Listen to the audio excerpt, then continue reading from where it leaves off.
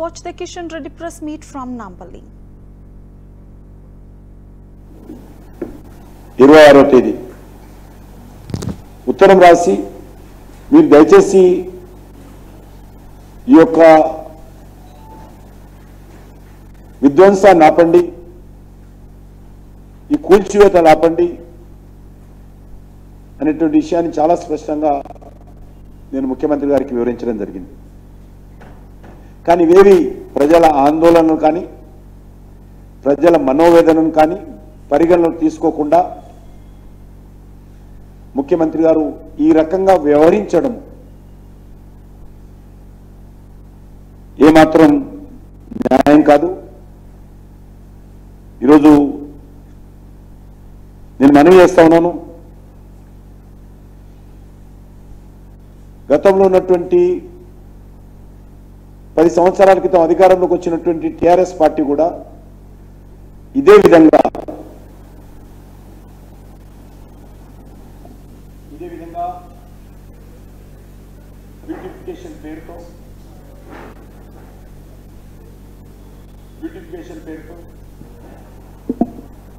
Beautification పేరుతో KCR TRS ప్రభుత్వం కూడా కార్పొరేషన్ ఏర్పాటు చేయడం జరిగింది. దానికి పెద్దలు గౌరవనీయులు ప్రేమ్ సింగ్ రాథోడ్ గారిని ఆ రోజు మాజీ శాసనసభ్యులు వారు టీఆర్ఎస్లో ఉన్నప్పుడు వారిని చైర్మన్గా పెట్టారు. ఇదే విధంగా మార్కింగ్ కూడా చేశారు. కానీ ఆ రోజు ప్రజల నుంచి తీవ్ర నిరసన వస్తే వెనుకడుగు వేయడం జరిగింది. టీఆర్ఎస్ ప్రభుత్వమే దీనికి బీజం వేసింది, బ్యూటిఫికేషన్ బీజం. దీన్ని రేవంత్ రెడ్డి గారు భుజాల మీద ఎత్తుకొని ఈరోజు ప్రజల మీద కడుపుల మీద తన్నుకుంటూ ముందుకెళ్తా ఉన్నాడు. ఏ రకమైనటువంటి ప్రణాళిక లేకుండా, ఏ రకమైనటువంటి ఆలోచన లేకుండా అక్రమ కట్టడాల పేరు మీద పేదల ఇళ్లను కూల్చేటువంటి ప్రయత్నం ఏదైతే చేస్తుందో భారతీయ జనతా పార్టీ తీవ్రంగా వ్యతిరేకిస్తున్నాము, ఖండిస్తున్నాము. ప్రభుత్వం వెంటనే ఉపసంహరించుకోవాల్సిందిగా ఈ చర్యలను డిమాండ్ కూడా చేస్తా ఉన్నాం. ఎందుకోసం బ్యూటిఫికేషన్ చేస్తున్నారు, మీ యొక్క కార్యాచరణ ఏంటో చెప్పాల్సినటువంటి అవసరం. ఈరోజు హైదరాబాద్లో ఉన్నటువంటి 70% డ్రైనేజ్ అంతా కూడా మూసీలో కలుస్తుంది.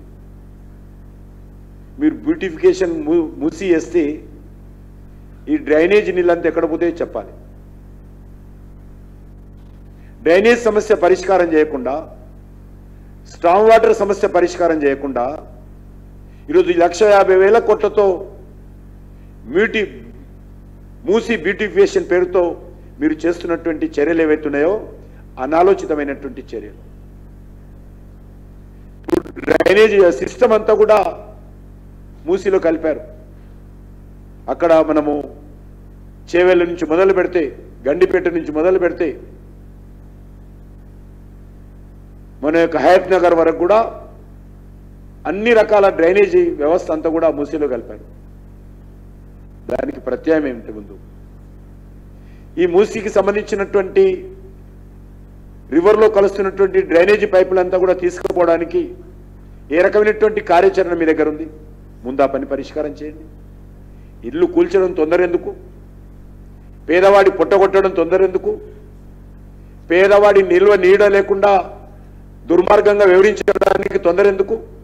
మీ డ్రైనేజ్ వ్యవస్థ ఏం చేస్తారో చెప్పండి. మీరు 1,50,000 కోట్లు అంటున్నారు కదా, కనీసం అందులో ఒక సగం 75,000 కోట్ల రూపాయలు ఖర్చు పెట్టి హైదరాబాద్లో డ్రైనేజ్ వ్యవస్థ మెరుగుపరచండి. ప్రజలు హర్షిస్తారు, ప్రజలకు మేలు జరుగుతుంది. ఈరోజు త్రాగునీరు, డ్రైనేజ్ నీరు కలిసి అనేక రకాల ఇబ్బందులకు హైదరాబాద్ ప్రజలు గురవుతున్నారు. అది వదిలిపెట్టి బ్యూటిఫికేషన్ ఎట్లా అవుతుంది? డ్రైనేజ్ అంతా కలుస్తున్నప్పుడు దానికి ప్రత్యామ్నాయ మార్గం ఏంటి? ఈ ప్రభుత్వము ఆలోచన చేయాల్సిన అవసరం ఉంది. మీరు 1,50,000 కోట్లు అంటున్నారు కదా, మరి ఈరోజు వర్షపు నీరు కాలువలు పూర్తిగా మూసుకుపోయాయి. సిల్ట్తో క్లోజ్ అయిపోయి హైదరాబాదు. చిన్నపాటి వర్షానికి హైదరాబాద్లో ఇళ్లకి నీళ్ళు వస్తూ ఉన్నాయి. దానికి పరిష్కారం చూపిస్తారా? ఏది అవసరం ఉందో అడుగుతా ఉన్నాను. మీరు తేవాలనుకుంటున్నటువంటి అప్పు 1,50,000 కోట్ల అప్పు, మీరు సుందరీకరణ చేయాలనుకుంటున్నటువంటి మూసీ రివర్ మీద పెట్టేటువంటి ఖర్చు, హైదరాబాద్ నగరాన్ని కనీసం డ్రైనేజ్ మీద, స్టామ్ వాటర్ లైన్ల మీద మీకు చిత్తశుద్ధి ఉంటే అది ముందు చేయండి, తర్వాత బ్యూటిఫికేషన్ చేయండి. బ్యూటిఫికేషన్ కూడా చేయాలనుకుంటే మీరు 2 సైడ్లో రిటైనింగ్ వాల్ కట్టండి. అంతేకాని రిటైనింగ్ వాల్ కట్టడం ద్వారా బ్యూటిఫికేషన్ చేయొచ్చు. ఎవరు కట్టుకున్నారు ఇండ్లు? ఎప్పుడు కట్టుకున్నారు? నిన్న మొన్న కట్టుకున్నారా? మీ కాంగ్రెస్ పార్టీ అధికారంలో ఉన్నప్పుడే కట్టుకున్నారు. అంజయ్య గారు, లేకపోతే భవన వెంకట్రామ్ గారు, విజయభాస్కర్ రెడ్డి గారు, ఆ తర్వాత చంద్రబాబు నాయుడు గారు, లేకపోతే ఆ తర్వాత వచ్చినటువంటి రాజశేఖర రెడ్డి గారి హయాంలోనే ఇవన్నీ నిర్మాణాలు జరిగాయి. కాబట్టి ఆ రోజు ఒక విధానం, ఈ రోజు ఒక విధానం కాదు. పేదవాడు ఒక్కొక్క ఇటుక పేర్చి తమ రక్తాన్ని చెమటగా మార్చి ఈరోజు ప్రభుత్వం ఇల్లు కట్టివ్వకపోయినా, ప్రభుత్వం సామాజిక బాధ్యత విస్మరించినా, పేదవాడు సొంతంగా తన కష్టార్జితంతో అప్పులు చేసి సంవత్సరాల తరబడి ఒక ఇల్లు నిర్మాణం చేసుకున్నాడు. వారి కళ్ళ ముందే ఆ ఇల్లును కూల్చేస్తే ఆ పేదవాడి మనస్సు ఏ రకంగా ఉంటుందో ఒకసారి ఆలోచన చేయండి. ఏ ప్రభుత్వమైనా మానవతా దృక్పథంతో ఉండాలి. ఏది ముందు, ఏది అవసరమై ప్రభుత్వం ఆలోచన చేయండి. మూసీ సుందరీకరణ చేయాలనుకున్నప్పుడు హైదరాబాద్ డ్రైనేజ్ వ్యవస్థ ముందుగా చేయాలి. అది లేకుండా మూసీ సుందరీకరణ జరగదు. మొత్తం ఉన్నటువంటి పైప్ లైన్లంతా కూడా ఎక్కడికక్కడ మూసీలో కలిపాము. ప్రభుత్వమే కలిపింది, జిహెచ్ఎంసీ కలిపింది, హైదరాబాద్ మెట్రో వాటర్ బోర్డే కలిపింది.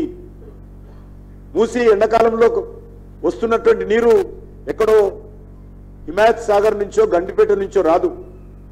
హైదరాబాద్ ప్రజల ఇళ్లలో డ్రైనేజీ నీళ్ళు ఏవైతున్నాయో అది మూసీలో ప్రవహిస్తుంది. అది రాకుండా ముందు ఆపండి. ఆపాలన్నప్పుడు ఆ లైన్లను కూడా మాడిఫికేషన్ చేయాలి. డ్రైనేజ్ వ్యవస్థ మొత్తం మాడిఫికేషన్ చేయాలి, రీమోడలింగ్ చేయాలి, ప్రత్యామ్నాయ వ్యవస్థ ఏర్పాటు చేయాలి, కొత్త పైప్ లైన్లు నిర్మాణం చేయాలి. దాని మీద వేల కోట్ల రూపాయలు ఖర్చు అవుతుంది. ఇది చిన్న నగరం కాదు, మహానగరం. తెలంగాణలో 40% జనాభా హైదరాబాద్లో ఉంటారు. దీన్ని ఒక మూసీ సుందరీకరణ పేరుతో 1,50,000 కోట్లు పెడితే హైదరాబాద్ బాగుపడదు. గల్లీలో డ్రైనేజ్ సమస్య ఉంది. గల్లీలో డ్రైనేజ్తో కలుస్తున్నటువంటి మంచినీటి సమస్య ఉంది. దానిపైన దృష్టి పెట్టండి. అంతా మీకు ఇంకా డబ్బులుంటే మూసీ సుందరీకరణ చేయండి. భారతీయ జనతా పార్టీ సమర్థిస్తుంది. అంతే తప్ప ఈరోజు ఇష్టారాజ్యంగా చేస్తే మాత్రము ఇది ఏ మాత్రం ఉపయోగపడదు. ఈరోజు మనం చేస్తా ఉన్నాను, మీరు నిర్మిస్తామన్నటువంటి ఇళ్ల సంగతి ఏందో ఆలోచించారా? మీరు పేద ప్రజలకు ఇంకొక 2 నెలలైతే సంవత్సరం పూర్తవుతుంది. ఇంతవరకు ఇండ్ల మీద మీ కార్యాచరణ ఏంటి? ఎక్కడ నిర్మాణం కోసం శంకుస్థాపనలు చేశారు? ఎన్ని ఇళ్ళు కట్టబోతా ఉన్నారు? మీరు ఇచ్చినటువంటి 400 హామీలు ఏమైపోయినాయి? మీరు ఇచ్చినటువంటి 6 గ్యారంటీలు ఎంతవరకు వచ్చాయి? దాని మీద ఆలోచన చేశారు అడుగుతా ఉన్నాను. దాని మీద దృష్టి మళ్లించేటువంటి ప్రయత్నము సక్సెస్ఫుల్ గా గతంలో టీఆర్ఎస్ ప్రభుత్వం కూడా ఇదే విధంగా వివరించింది. ఈరోజు టీఆర్ఎస్ దారిలోనే కాంగ్రెస్ పార్టీ వివరిస్తూ ఉంది. ఈ 2 దొందే, దోపిడీ పార్టీలే, దొంగల పార్టీలే 2 కూడా. గతంలో మల్లన్న చెరువు పేరు మీద ఆయన అక్కడ గ్రామాలన్నీ లేపేసి కనీసం నష్టపరిహారం ఇవ్వకుండా ఇష్టారాజ్యంగా వివరించారు. దగ్గరలో ఒక రేటు, దూరం ఉన్నోళ్ళు ఒక రేటు. మరి భూసేకరణ మీద పేదలకు డబ్బులు ఇచ్చారు. అంత పచ్చిగా ఆయన వ్యవహారం చేస్తే ఆయన కంటే మేము తక్కువ తిన్నాం అనే విధంగా ఈరోజు రేవంత్ రెడ్డి గారు వివరిస్తా ఉన్నారు. అందుకే మనవి చేస్తా ఉన్నాను, ఈరోజు చెప్తా ఉన్నాను, నిజంగా హైడ్రాకు సంబంధం లేదు. హైడ్రా అనేటువంటిది ఒక భూతంగా చూపిస్తున్నారు. హైడ్రా అంటే రేవంత్ రెడ్డి అంటేనే హైడ్రాకు సంబంధించినటువంటి రంగనాథ్ ఒక అధికారి, అదేదో సంస్థ, అదో భూతం ఎక్కడి నుంచి రాలా. రేవంత్ రెడ్డి మెదడులో వచ్చినటువంటి ఆలోచనకు ఒక సంస్థ హైడ్రా.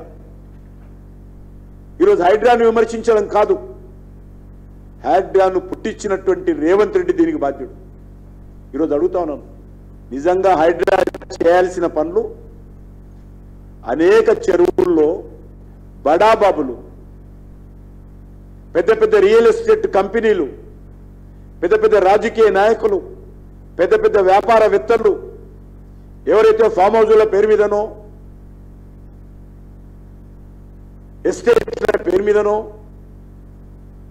నిర్మాణాలు జరుపుకున్నారో హైడ్రా ప్రతాపం అక్కడ చూపాలి, పేద ప్రజల మీద కాదు.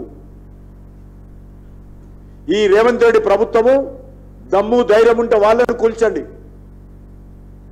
ఎందుకు ఫాతిమా కాలేజీ సమయం ఇచ్చారు అడుగుతా ఉన్నాను.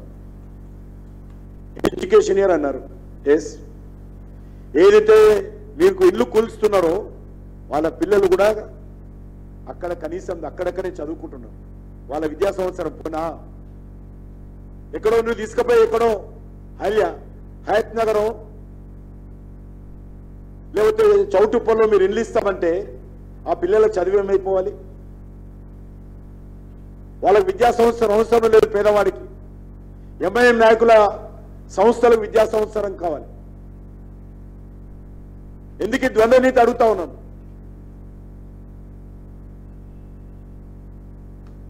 ఈ ప్రభుత్వానికి చిత్తశుద్ధి ఉంటే మీరు ఇంకా అధికారాలు హైడ్రాకి ఇచ్చారు. ఆ ఇచ్చినటువంటి అధికారాలు ఎవరి మీద ప్రతాపం చూపిస్తున్నారో ఒకసారి ఆలోచన చేయాల్సిందిగా నేను కోరుతా ఉన్నాను.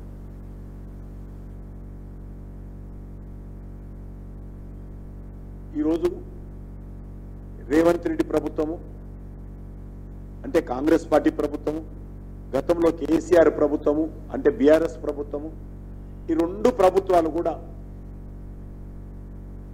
ఎప్పుడో ఏదో ఒక రకమైనటువంటిది ప్రజల దృష్టిని మళ్లించి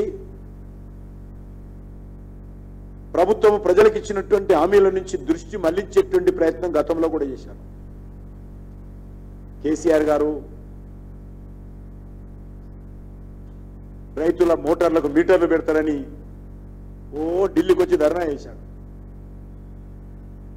ఎక్కడైనా తెలంగాణలో ఒక్క మోటార్కు మీటర్ పెట్టి జాయిగా అడుగుతా ఉన్నా.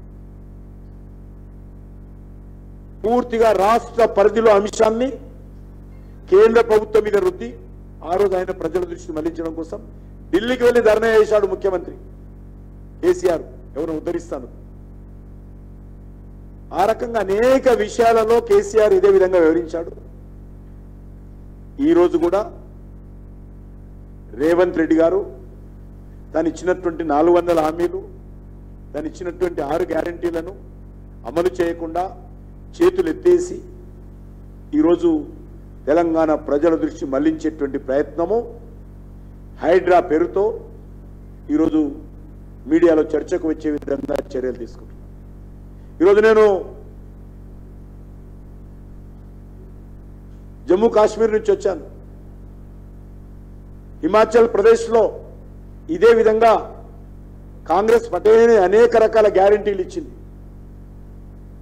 ఎమ్మెల్యేలకు, ప్రభుత్వ అధికారులకు జీతాలు ఇవ్వలేనటువంటి పరిస్థితుల్లో, చాలా దయనీయమైనటువంటి పరిస్థితుల్లో ఆర్థిక సంక్షోభంతో హిమాచల్ ప్రదేశ్ కొట్టుమిట్టాడుతూ ఉంది. ఆర్థిక సంక్షోభంతో కర్ణాటకలో కొట్టుమిట్టాడుతుంది.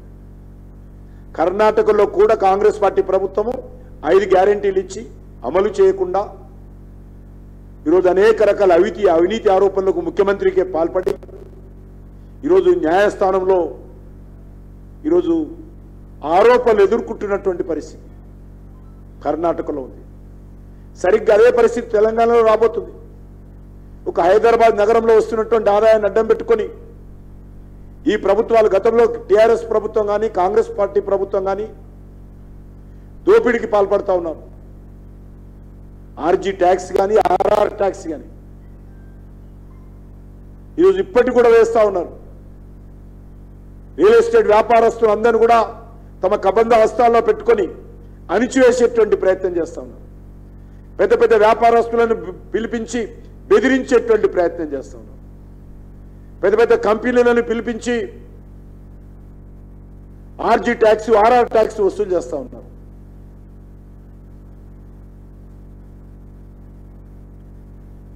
కాబట్టి నేను ప్రభుత్వాన్ని కోరుతా ఉన్నాను, పేద ప్రజల మీద ప్రతాపం చూపిస్తే ఈ ప్రభుత్వాన్ని సంధింపజేస్తాను తప్ప, అవసరమైతే భారతీయ జనతా పార్టీ కార్యకర్తలందరం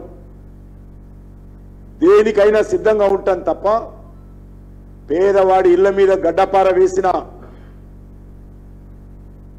పేదవాడి ఇళ్లపైన యంత్రాలతో కూల్చే ప్రయత్నం చేసినా ఈ ప్రభుత్వం కూలిపోతుందే తప్ప, పేదవాడి ఇల్లు కూలిస్తే మాత్రము ఎట్టి పరిస్థితుల్లో సహించే ప్రసక్తి లేదనే విషయాన్ని మనం చేస్తున్నాం. అందుకే ముఖ్యమంత్రి గారికి ఒక సలహా ఇస్తా ఉన్నాను. ఇప్పటికైనా హైడ్రాకు సంబంధించి విధి విధానాలు రూపొందించే సమయంలో ఖచ్చితంగా పేదవాడికి సంబంధించినటువంటి ఇళ్ల మీద గడ్డపార పెట్టేటువంటి అధికారం, బుల్డోజర్ పెట్టేటువంటి అధికారం లేదనే విషయాన్ని సందర్భంగా మనవి చేస్తున్నాం. పసిపిల్లలు 2వ తరగతి, 3వ తరగతి, 5వ తరగతి చదువుతున్నటువంటి పసిపిల్లలు టీవీలలో మాట్లాడుతుంటే చూసిన ప్రతి వాడి గుండె తరుక్కపోతుందే. అంతకంటే అధ్వాన్నంగా కాంగ్రెస్ పార్టీ వివరించడము, ఇది రాహుల్ గాంధీ జవాబు చెప్పాలి. దరోమత్ దరోమత్ అన్నారు, ఈరోజు పేద ప్రజలను భయపెట్టిస్తా ఉన్నారు. రాహుల్ గాంధీ ఎక్కడ పోయిండు? डरो मत बीजेपी कांग्रेस सरकार आएगा, इंदिरम्मा राज्यम आएगा, किधर गया राहुल गांधी? क्यों डरा रहा अभी गरीबों को हैदराबाद शहर में मूसी ब्यूटिफिकेशन के नाम पर? क्यों वसूल कर रहे इतना आरजी टैक्स आपके नाम पर, आपके पार्टी के नाम पर?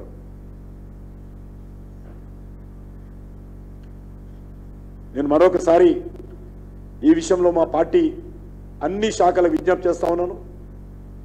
దీనిపైన ఒక సమగ్రమైనటువంటి కార్యాచరణ రూపొందిస్తాం. ఈ ప్రభుత్వాన్ని అడుగడుగున అడ్డుకుంటాం. హైదరాబాద్లో ఉన్నటువంటి పేద ప్రజలకు అండగా ఉంటాం. హైదరాబాద్లో డ్రైనేజ్ వ్యవస్థ మెరుగుపరచడం కోసం చర్యలు తీసుకోవాలని డిమాండ్ చేస్తాం. హైదరాబాద్లో స్ట్రాంగ్ వాటర్ అంటే వర్షపు నీటి సమస్య పరిష్కారానికి చర్యలు తీసుకోవాలని కోరుతున్నాము. దాని మీద మీరు డబ్బులు ఖర్చు పెట్టండి. పేదవాడి ఇల్లు కొలగొట్టి ఆ పేదవాడి శవాల మీద, పేదవాడి ఇళ్ళ బునియాదుల మీద మీరు వీటి సుందరీకరణ పేరుతో పేదవాడికి అన్యాయం చేయకూడదని కోరుతా ఉన్నాను. నమస్కారం.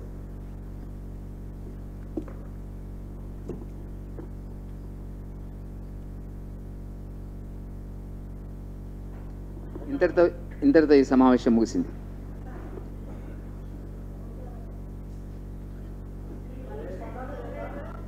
మాట్లాడేటోళ్లకు వాళ్ళకేం పని లేకపోవచ్చు, నాకు పని ఉంది.